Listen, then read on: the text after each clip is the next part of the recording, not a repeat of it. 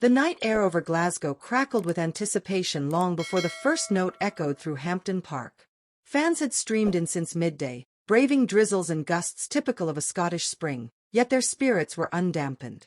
By sunset, the stadium's vast bowl was a sea of humanity, every seat filled, every terrace packed. The familiar chants of "Kendrick, Kendrick" rippled through the stands, a call and response that felt both urgent and celebratory.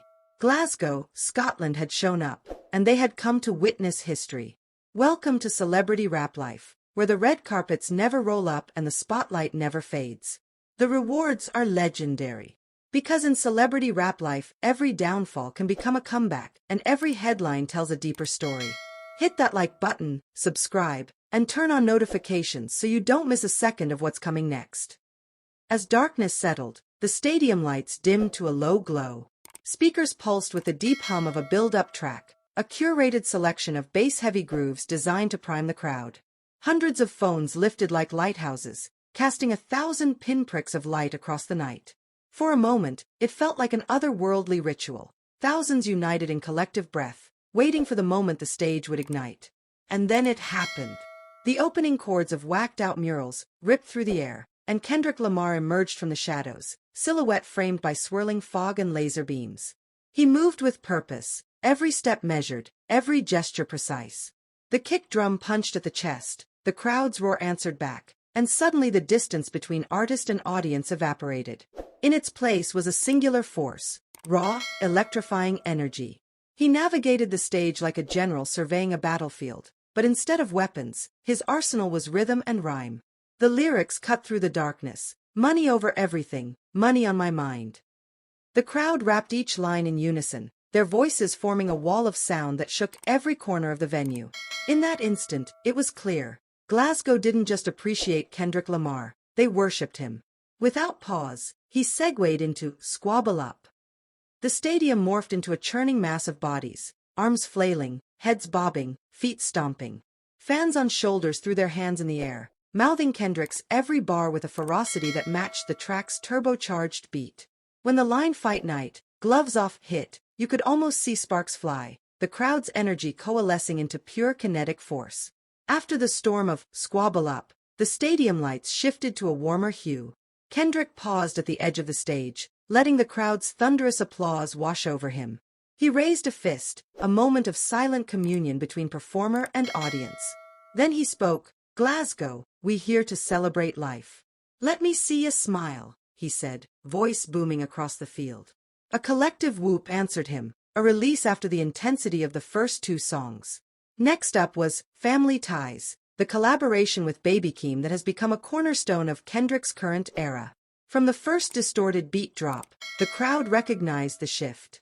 Everyone surged forward instinctively as Baby Keem's high-pitched verse cut through the speakers.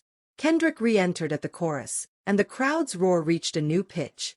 Flags waved, Scottish saltire alongside homemade banners with Kendrick's emblem. A group near the front held a sign that read, "Family First," and throughout the song, it was impossible not to feel connected to something larger than the music itself. The line "Blood makes you related, loyalty makes you family" echoed as both a declaration and a promise.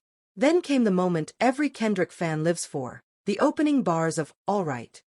The transition was seamless. What began as a jubilant shout-along track quickly turned into an anthem of resilience and hope.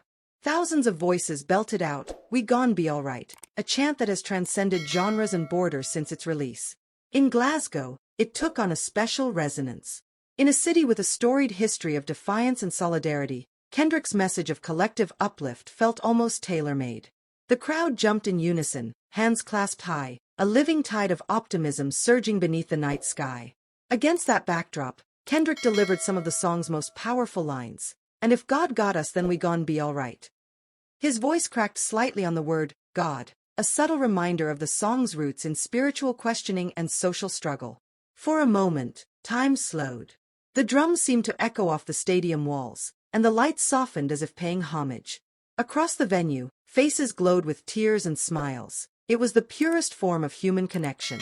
As "All Right" wound down, Kendrick allowed a brief interlude of silence.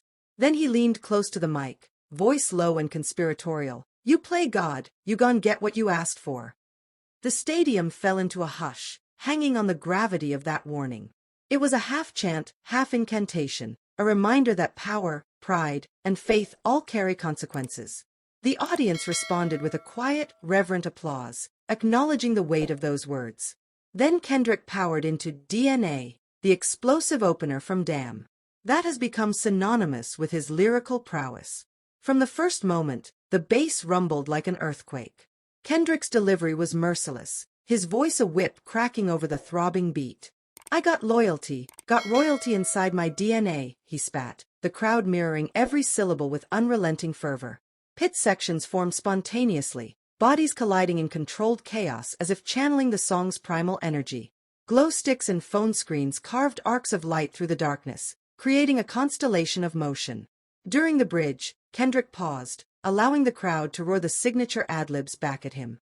Their collective voice thundered, rattling the stage supports and whipping Kendrick into an ecstatic grin. It was a reminder that a Kendrick show isn't just a performance, it's a living, breathing organism. The lines between artist and audience blur until there's only one entity, the music and the moment. As the final notes of DNA faded, Kendrick took a step back, sweat glistening under the lights. He raised a hand in gratitude. Behind him, pyrotechnics ignited, sending plumes of flame skyward. The roar that followed felt like a victory cry, a communal exhale of triumph and joy. But Kendrick wasn't done. The night stretched on, each song a new chapter in a story that felt both personal and universal. He dove into Love, softening the mood with its melodic, introspective verses. Fans swayed, eyes closed, mouthed every heartfelt line. It was a brief respite, a reminder that even in the midst of high-octane performance, Kendrick values vulnerability.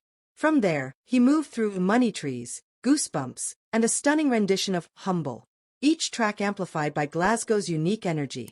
On Humble, the crowd erupted into a synchronized chant of "Sit down, be humble," a performance where thousands of people became Kendrick's backup vocalists without missing a beat. Throughout the show, Kendrick punctuated his performance with moments of genuine connection. He reached into the crowd to fist-bump fans, high-five security guards, and acknowledged homemade signs that told personal stories. At one point, he paused mid-song to hand a fan a signed tour poster. The fan, overwhelmed, nearly dropped it, tears streaming down her face. Kendrick smiled and pointed to her before diving back into the set. By the time he closed with Mad City, the stadium vibrated on its foundations. This was Kendrick Lamar at his most dynamic, an artist who has built a career on pushing boundaries, asking questions, and delivering truths wrapped in intricate rhyme and beat. Yet here in Glasgow, that complexity translated into pure, unfiltered euphoria. The finale felt like a triumph lap. "Knock, knock, open up the door, it's real," Kendrick screamed, and the crowd matched every word, every inflection. When the last echo faded, Kendrick stood center stage, arms raised. The lights brightened, revealing a sea of faces, some exhausted, some ecstatic, all changed. He took a final bow, letting the applause wash over him. Then, without a word, he exited through a cloud of smoke, leaving behind only the memories of an unforgettable night. As fans streamed out into the Glasgow streets, the chants continued. Some even followed the tour bus's roar of acceleration. Conversations buzzed with superlatives. Best night ever, life-changing performance, the show of a lifetime. Taxis and buses carried pockets of fans still debating favorite moments, posting videos, texting friends who missed out, promising to make it next time. In the quiet aftermath, one truth stood clear. Kendrick Lamar had just stamped Glasgow on the map of his cultural legacy. This was more than a concert. It was an event.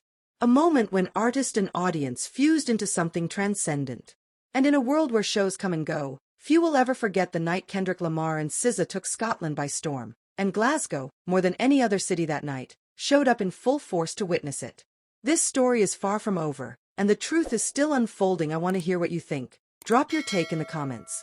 And if you don't want to miss the next twist, hit that like button, subscribe, and turn on notifications so you don't miss a second of what's coming next.